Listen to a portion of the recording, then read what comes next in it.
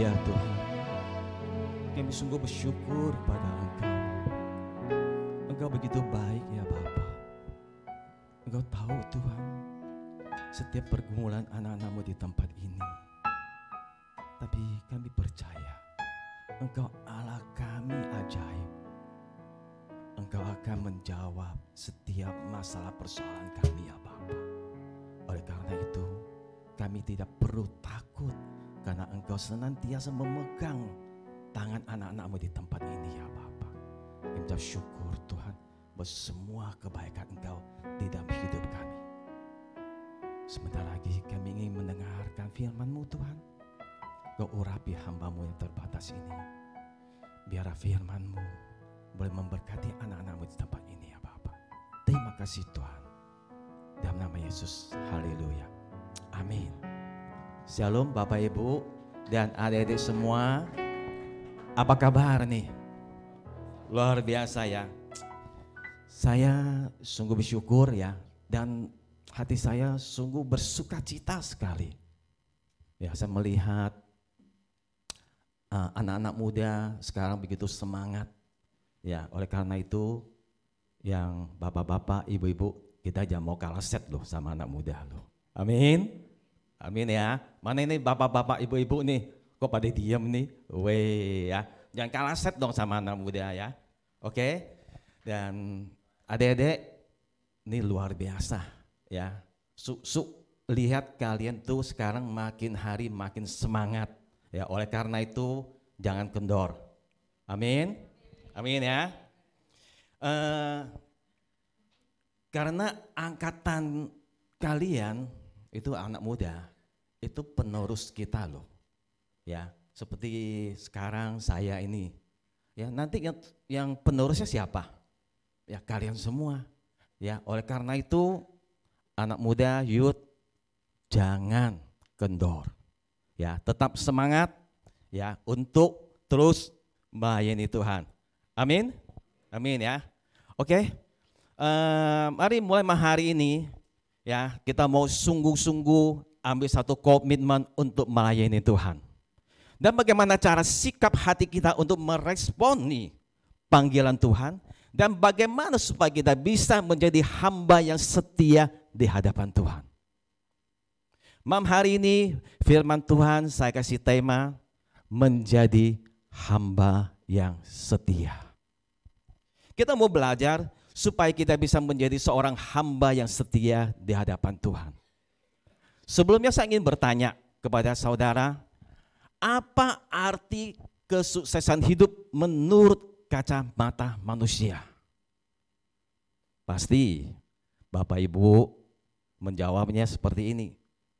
Menjadi seorang pengusaha yang berhasil dan memiliki banyak uang. Punya rumah besar.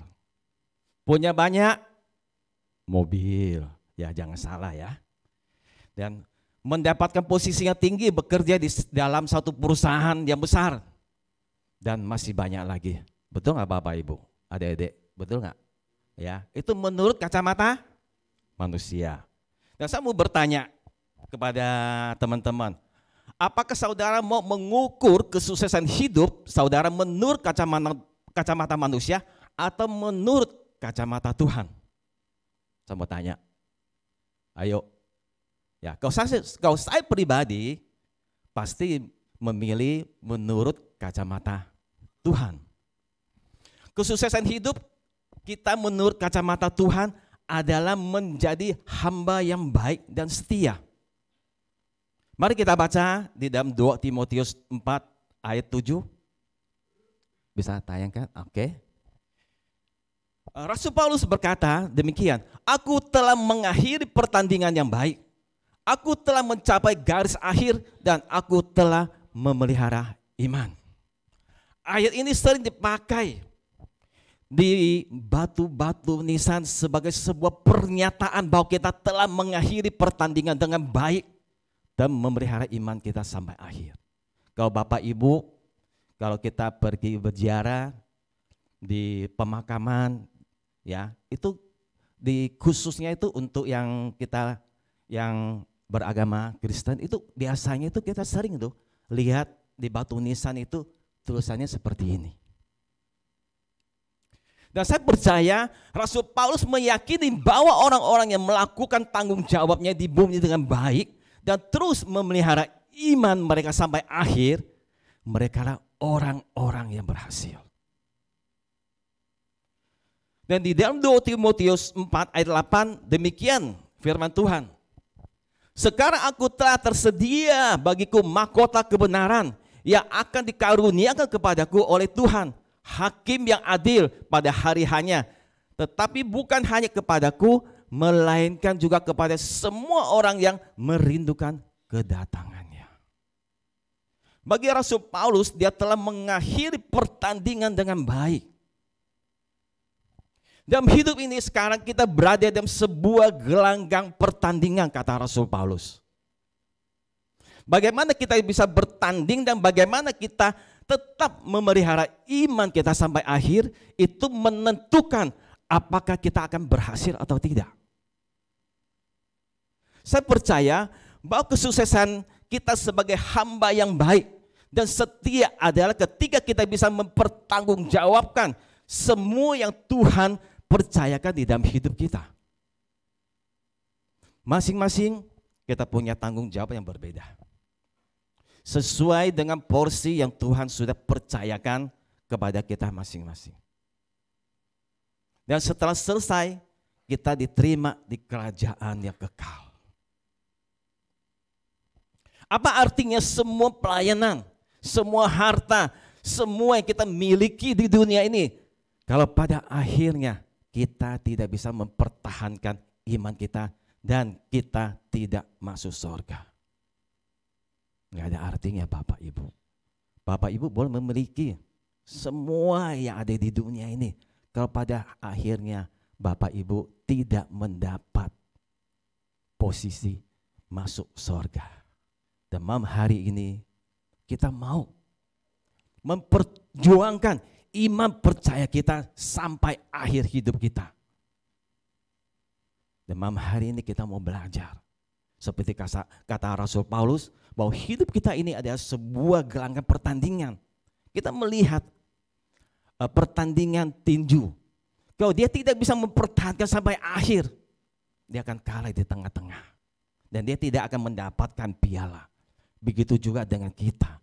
Kalau kita tidak mempertahankan di dalam gelanggang pertandingan ini sampai akhir, maka kita tidak akan masuk surga, Bapak Ibu. Seringkali kita dengar Mami Soeng, khotbah beliau selalu menyampaikan demikian. Apa artinya kalau kita memiliki banyak uang, punya rumah besar di Pantai Indah Kapuk, tapi akhirnya kita tidak masuk surga? Apa artinya? Punya rumah di Pantai Indah Kapuk, boleh bertingkat-tingkat, rumah boleh besar, punya uang banyak, punya mobil banyak, tapi pada akhirnya kita tidak masuk surga. Mari teman-teman, mulai sekarang bukan harta dan kekayaan di bumi yang kita cari, tapi kerajaan kekal di surga yang mau kita cari. Di sini maksudnya bukan kita tidak boleh bekerja mencari uang. Maksudnya di sini supaya kita tidak diperbudak sama uang. Mencari uang boleh, tapi jangan sampai kita tidak ada waktu untuk Tuhan. Bahkan meninggalkan Tuhan hanya karena gara-gara mementingkan uang. Mari saudaraku, kita harus utamakan Tuhan di dalam hidup kita. Banyak anak-anak Tuhan di luar sana, pada saat mereka lagi susah, mereka tuh rajin sekali ke gereja. Tapi pada saat ketika mereka sudah diberkati, mereka hilang satu persatu, entah kemana. Waktu ditanya, alasan mereka banyak sekali. Saya melihat banyak sekali orang-orang seperti itu di luar sana. Tapi di gereja kita tidak. Amin Bapak Ibu. Ya, kita jangan ya. Kalau lagi susah kita rajin datang doa malam, datang beribadah, datang ke komsel. Tapi ketika Tuhan sudah buka jalan, Tuhan sudah berkati kita. Baru buka pintu aja memberkati kita. Kita lupa sama Tuhan. Udah hilang entah kemana. Diteleponin, kadang-kadang nggak diangkat. Di WA-in, kadang-kadang nggak dibaca. Kalau ditanya, alasannya banyak sekali. Jangan seperti itu ya Bapak Ibu ya. Ya, kita harus mementingkan Tuhan di dalam hidup kita. Amin. Bagi saya, kesuksesan hidup ada ketika kita bisa menyelesaikan semua pertandingan hidup dan menyelesaikan dengan baik. Dan tetap mempertahankan iman kita sampai akhir. Dan ketika hidup kita selesai di bumi ini, Tuhan menyambut kita di dalam kerajaan yang kekal di sorga. Itulah kesuksesan hidup bagi kita semua orang yang percaya kepada Tuhan. Oleh karena itu, kalau kita ingin menjadi hamba yang baik dan setia, mari setiap kita setia hidup di kehendak Tuhan. Mau kita sebagai pengusaha, sebagai karyawan, sebagai pegawai, sebagai juru masak, sebagai pelayan Tuhan, sebagai pemain musik, sebagai orang tua, sebagai anak, apapun pekerjaanmu, apapun posisimu, mari lakukan bagian kita masing-masing dengan baik. Mari kerjakan semuanya yang terbaik untuk Tuhan. Setia dalam setiap perkara yang Tuhan sudah percayakan kepada kita hari ini. Ada yang dipanggil jadi pengusaha, ada yang dipanggil jadi hamba Tuhan, ada yang dipanggil jadi penguasa, ada yang dipanggil jadi pelayan Tuhan, ada yang dipanggil jadi ibu rumah tangga.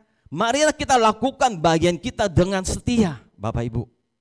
Mari kita lakukan bagian kita, apa yang sudah Tuhan percayakan kepada kita hari ini. Nggak perlu pakai ukuran orang lain untuk mengukur. Nggak perlu lihat apa yang sudah Tuhan percayakan kepada orang lain. Apa yang sudah Tuhan percayakan kepadamu hari ini.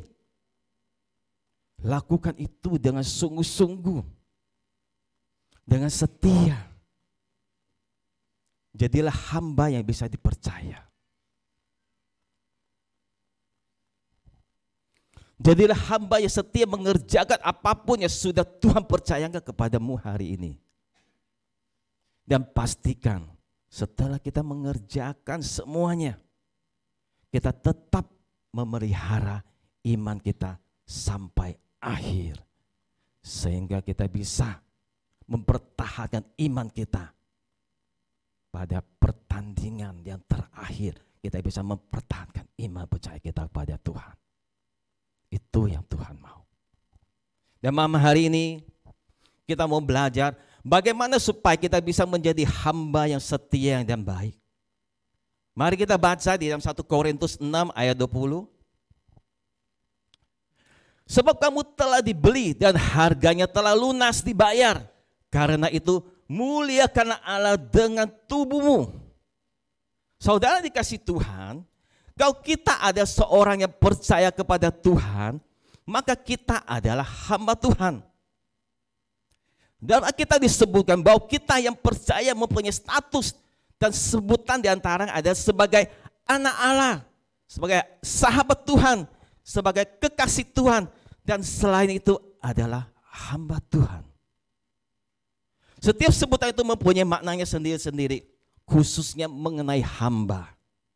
Ada satu kata yang menjadi kata asli dalam bahasa Yunani dan Perjanjian Baru yang diterjemahkan dalam kata hamba, kata itu adalah doulos. Bisa terayangkan?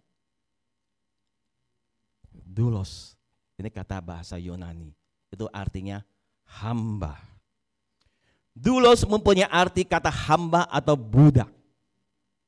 Baik hamba ataupun budak sebenarnya mempunyai hakikat pengertian yang sama. Yaitu seorang yang mengabdi kepada seorang tuan dan hidup untuk melayani tuannya itu. Di dalam 1 Korintus 6 ayat 20 itu tertulis, sebab kamu telah dibeli dan harganya telah lunas dibayar. Karena itu muliakanlah Allah dengan tubuhmu. Konteks kalimat ini di dalam Alkitab berhubungan dengan aktivitas seperti jual beli budak yang terjadi di masa lalu. Seorang budak yang dibeli akan menjadi milik dari orang yang membelinya. Kita dulu adalah hamba iblis, hamba dosa. Tapi karena penebusan oleh darah Kristus di atas kayu salib, maka kita sudah dibeli dan dibebaskan dari perhambaan iblis dan dosa. Sekarang kita dijadikan hamba Tuhan sebagai milik Tuhan. Kita sudah tidak diperbudak oleh iblis lagi. Sebagai seorang hamba Tuhan, Tuhan mau agar kita mempunyai kualitas sebagai hamba yang baik dan setia. Malam hari ini saya ingin bagikan ada 3 ciri hamba yang baik dan setia. Kita ingin belajar bagaimana supaya kita bisa menjadi hamba yang baik dan setia. Karena tubuh kita sudah ditebus oleh darah Yesus. Poin yang pertama adalah hidup untuk menyenangkan hati Tuhan. Di dalam Galatia 1 ayat 10, firman Tuhan mengatakan demikian. Jadi bagaimana sekarang? Adakah ku cari kesukaan manusia atau kesukaan Allah? Adakah ku coba berkenan kepada manusia? Sekiranya aku masih mau mencoba berkenan kepada manusia, maka aku bukanlah hamba Kristus. Karena kita adalah milik Kristus, milik Tuhan, maka kita tidak lagi menjadi hamba manusia. Kita tidak hidup untuk menyenangkan iblis, tidak untuk menyenangkan manusia, dan bahkan tidak untuk menyenangkan keinginan diri kita sendiri, Bapak Ibu. Dan malam hari ini kita ingin belajar bagaimana caranya untuk menyenangkan hati Tuhan. Yaitu kita harus melakukan kehendaknya, memuliakan Tuhan dengan tubuh kita. Oleh karena itu saudaraku, kita harus mempersembahkan tubuh kita sebagai persembahan yang hidup, yang kudus, dan yang berkenan kepada Tuhan. Bagaimana caranya untuk menjaga tubuh kita agar tetap kudus di hadapan Tuhan? Kita perlu memahami bahwa tubuh kita ini adalah Roh Kudus dan milik Allah. Sehingga kita harus menjaganya dengan baik, menjauhi hal-hal yang merusak, menjauhi dosa, dan selalu berupaya untuk hidup di dalam kebenaran. Bapak Ibu yang terkasih di dalam Tuhan, Tuhan mengajarkan kepada kita bahwa kita harus menjaga tubuh kita supaya tubuh kita kudus di hadapan Tuhan. Dan bagaimana caranya supaya kita bisa menjaga tubuh kita supaya kudus di hadapan Tuhan. Dan menjauhi hal-hal yang tidak baik supaya kita tetap bisa menjaga tubuh kita dengan baik. Oleh karena itu Bapak Ibu, jauhilah hal-hal yang tidak berkenan di hadapan Tuhan. Supaya kita bisa menjaga tubuh kita tetap baik, tetap sehat, kita harus menjauhi. Seperti merokok yang bisa merusak tubuh kita, minum minuman alkohol, dan obat-obatan terlarang. Dan bagaimana caranya supaya kita bisa menjauhi dosa-dosa supaya kita bisa hidup kudus di hadapan Tuhan? Ya, kita harus menjauhi perzinahan, perselingkuhan, pornografi. Itu khususnya zaman sekarang ini loh. Sosmed ini itu sangat-sangat berbahaya sekali kalau kita salah cara memakainya. Khususnya bagi anak-anak muda. Itu sosmed itu kamu melihat video-video porno, video-video yang tidak baik itu banyak sekali. Oleh karena itu, adik-adik, ya, malam hari ini Susu menasihati kalian yang masih remaja-remaja, biasanya itu ya jangan terpengaruh oleh teman-teman yang tidak baik. Amin. Ya, pergunakanlah teknologi yang canggih ini dengan benar. Jangan salah alamat. Ya, nanti nyasar entah kemana. Ya, adik-adik ya. Saya lihat ada pemuda di sini tidak akan seperti itu. Amin. Beri kemuliaan untuk Tuhan kita dong.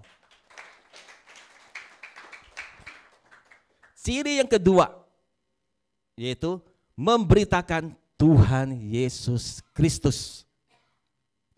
Sebagai hamba Tuhan, bukanlah diri kita. Sikap kita yang bukan diri kita dan bukan sikap diri kita yang kita pamerkan. Kalau kita ingin mencari pujian bagi diri kita sendiri, itu bukanlah yang benar. Biar kita ingin memberitakan tentang diri kita agar orang lain memuji kita. Itulah bukanlah hamba yang berkenan kepada Tuhan. Sebagai ciri yang benar adalah menjadi hamba yang baik dan setia, yang kita beritakan haruslah Tuhan Yesus Kristus. Dia adalah Tuhan yang harus kita tinggikan dan kita muliakan. Kita harus memberitakan Dia kemana saja kita berada. Kita harus bersaksi dimanapun kita berada. Oleh karena itu, Bapak Ibu, adik-adik semua, dimanapun kita berada, kita harus bisa bersaksi untuk kemuliaan Tuhan. Dan saya masih ingat, ini sudah cukup lama, belasan tahun yang lalu, dan saya punya seorang teman. Saya kenal dia sudah cukup lama lah. Mungkin ada 30 tahun lebih. Tapi belasan tahun yang lalu saya ketemu dia. Dia adalah seorang jual daging babi di pasar Gang Kakap. Tahu kan? Jual daging babi. Ya. Yang pegangan itu setiap hari dia pegang apa itu? Bapak Ibu? Golok, pisau gitu loh. Ya. Dia ketemu tuh tiap hari pegang golok pisau. Kalau kita lihat orang jual daging babi itu kalau di pasar itu pegangnya golok, tinggal bacok tulang itu loh ya. Serem gitu loh. Saya tiap hari ke pasar saya tahu ya, saya lihat orang kok terutama tuh potong tulang babi itu. Waduh, saya lihat itu serem sekali itu loh. Ya. Dan pada saat itu saya ketemu dia, saya bersaksi tentang hidup saya ceritakan kebaikan Tuhan. Bapak Ibu tahu nggak, orang yang jual daging babi itu di pasar itu orangnya sangat keras sekali. Ya, apapun kalian sampaikan dia nggak bakal mau dengar. Karena dia komunitas dia itu semuanya tukang babi. Gitu loh. Saya masih ingat waktu dulu saya berteman sama dia, itu dia kan tinggalnya di Kerendang. Ya. Siapa yang berani sama dia langsung keluar. Dia nggak segan-segan, dia nggak takut mati itu orang. Dan dia selalu keluar, selalu goloknya, pisau golok yang panjang-panjang itu dibungkus, selalu diselipin. Dulu 30 tahunan itu, ya dia nggak takut. Mau berantem deh, dia bilang. Saya siap mati, dia bilang. Waduh, serem juga berteman seperti orang itu. Tapi puji Tuhan, ya belasan tahun yang lalu saya ketemu dia, akhirnya saya bersaksi, menceritakan kebaikan Tuhan. Singkat cerita, puji Tuhan, sekarang dia sudah terima Tuhan Yesus. Amin. Malah dia sekarang menjadi presiden chapter for gospel. Bapak Ibu tahu kan for gospel itu khusus untuk bisnismen. Dan kadang-kadang dia ngundang saya untuk bersaksi. Dan kadang-kadang itu telepon saya, bro lu datang lah, lu yang bawa firman lah, gitu. Oke. Dan ciri yang ketiga adalah setia mengerjakan panggilan Tuhan. Kita lihat di Lukas 16 ayat 10. Oke. Barang siapa setia dalam perkara-perkara kecil, ia setia juga dalam perkara-perkara besar. Dan barang siapa tidak benar dalam perkara-perkara kecil, ia tidak benar juga dalam perkara-perkara besar. Setiap kita mempunyai tugas dan panggilan kita masing-masing. Tuhan memberikan kita karunia dan talenta yang harus kita jalankan seturut rencana dan panggilannya. Sekalipun nampaknya kecil, apa yang Tuhan sudah percayakan kepada kita, tetaplah setia mengerjakan sampai akhir.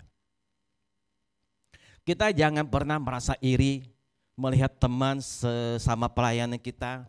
Mungkin dia lebih pintar, atau mungkin dia lebih unggul dari kita, atau mungkin dia lebih hebat dari kita. Kita jangan merasa iri sama teman kita, gitu loh. Atau kita lihat teman kita baru bergabung di dalam kelompok kita, gitu loh, di dalam pelayanan. Kenapa tiba-tiba kok dia mendapat posisi jadi ketua lebih tinggi dari kita?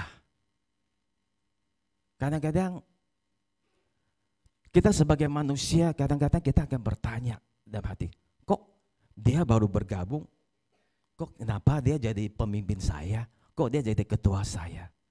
Ya, kita sebagai anak Tuhan, kita tidak boleh ada pikiran seperti itu. Karena Tuhan memberikan kita talenta masing-masing itu sesuai takarannya Tuhan. Firman Tuhan mengajarkan kepada kita, setialah kepada perkara yang kecil. Mari mulai sekarang, kalau Tuhan sudah mempercayakan kepada saudara satu pelayanan, apapun itu, lakukanlah dengan setia. Karena yang Tuhan nilai bukan posisi, bukan jabatan di dalam pelayanan. Yang Tuhan lihat, melainkan kesetiaan saudara sampai akhir. Itu yang Tuhan inginkan dari Bapak Ibu. Mari mulai malam hari ini, Bapak Ibu, adik-adik, semuanya. Kalau ada teman yang lebih pintar atau yang lebih unggul, lebih hebat dari kita, kita jangan pernah merasa iri. Jangan pernah merasa kok dia kok begini, baru masuk bergabung, kok dia dipilih jadi ketua. Saya udah bertahun-tahun masih begini aja. Ya, jangan ada pikiran seperti itu. Saya masih ingat waktu saya baru bertobat di tahun 1997, udah berapa tahun ya? Wah, pintarnya anak. Oke, 28 tahun. Saya baru bertobat. Pertama kali saya diberi pelayanan jadi asar. Itu biasalah ya, baru bergabung pasti di asar gitu loh. Betul nggak Bapak Ibu? Ya baru bergabung, baru bertobat gitu ya. Wah, terus ada yang lihat, wah ini anak rajin, udah langsung sudah asar. Akhirnya saya diangkat jadi ketua asar. Ya, terus ditanya, lu bisa apa lagi? Karena saya dulu hobi yang nyanyi, ya lagu Mandarin ya gitu ya. Udah, lu cobalah bergabung singer. Udah, nyanyi singer gitu. Akhirnya saya jadi singer. Dilihat, wah lu bisa ini ya. Udah, akhirnya saya diangkat jadi worship leader. Ya, terus saya juga pernah ikut tim besuk. Ya, akhirnya saya diangkat juga jadi ketua tim besuk. Ya, masih ada lagi ya. Dan mari saudara, kita mau praktekkan apa yang sudah Tuhan percayakan kepada kita. Nah, kalau kita setia sama perkara-perkara kecil, maka Tuhan akan memberikan kita perkara-perkara yang besar. Amin Bapak Ibu. Ya, jangan melihat, jangan menilai orang, dan jangan membandingkan si A, si B, si C. Tuhan tidak melihat posisi kalian di dalam gereja. Tuhan tidak melihat jabatan saudara di dalam gereja. Yang Tuhan lihat ada kesetiaan saudara sampai akhir. Apakah saudara bisa mempertahankan itu sampai akhir? Dan malam hari ini kita belajar cuma 3 poin saja. Supaya kita bisa menjadi hamba yang setia, yang baik di hadapan Tuhan. Yang pertama adalah hidup untuk menyenangkan hati Tuhan. Yang kedua adalah memberitakan Tuhan Yesus Kristus. Dan yang ketiga, setia mengerjakan panggilan Tuhan. Saudara yang dikasih Tuhan, Mari kita lakukan apa yang harus kita lakukan. Sebagai seorang hamba Tuhan, kita pertahankan iman percaya kita. Dan lakukan apa yang sudah Tuhan percayakan kepada saudara. Lakukan itu sampai akhir hidup kita. Sehingga ketika Tuhan Yesus datang untuk yang kedua kalinya, kita didapatinya sebagai hamba yang baik dan setia. Amin. Bapak Ibu, mari saya undang Bapak Ibu untuk bangkit berdiri. Kita naikkan satu pujian. Firman Tuhan malam hari ini mengajarkan kepada kita bahwa Tuhan mau kita setia.